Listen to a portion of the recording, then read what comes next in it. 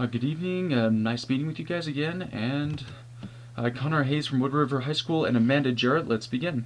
The negative concedes the value and criterion and goes straight for cases. Means if I want a reasonable chance my case is a good idea, you have to vote F. The burden is on the negative to prove that my idea is truthfully bad for the world, which means you can't vote on that I don't solve that much or defensive arguments. If I do any good action that warrants an F value universal equity treating organisms the same, you can see the argument that we want people to be treated the same. But how is this possible when people are quote unquote animals to the rest of society?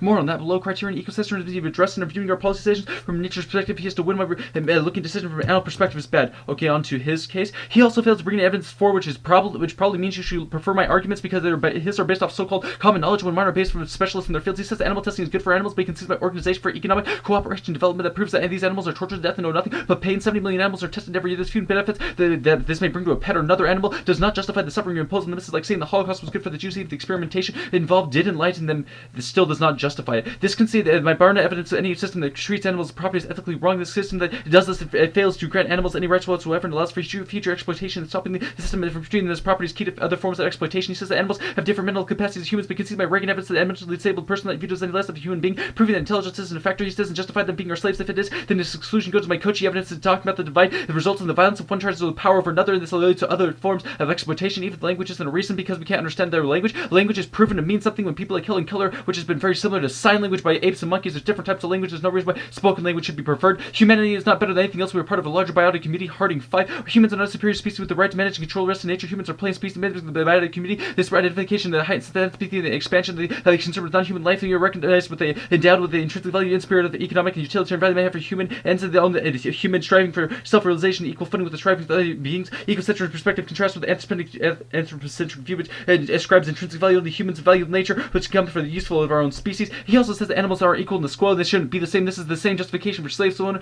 owners. He also goes further to say that it can't be this way because we can't for sure know that will happen. It gives no warrants. We never know what we'll be able to do in the future. He also says that we are stronger than animals. This proves we are better. This is the justification of the stronger rapist. He also falsely assumes that animals want to be in our institution, which is placing control from me, so we should be putting them in our government. But however, that's absurd. They don't want to be part of our system of government, so we're not going to be involved in a beekeeping colony. This is not going to happen. There's obviously going to be separations there. He can eat meat. Bears can eat fish. And it's natural for other animals to eat a natural enemy. He says some absurd thing about talking about ham and how he can't eat meat. However, the same way they can eat, there's no reason why we can't eat. We just got to go and give them equal consideration, policy making, not just go run over them for no purpose at all. He makes the government claim that the government's there for animals, and leaving them as alone as that the same as not.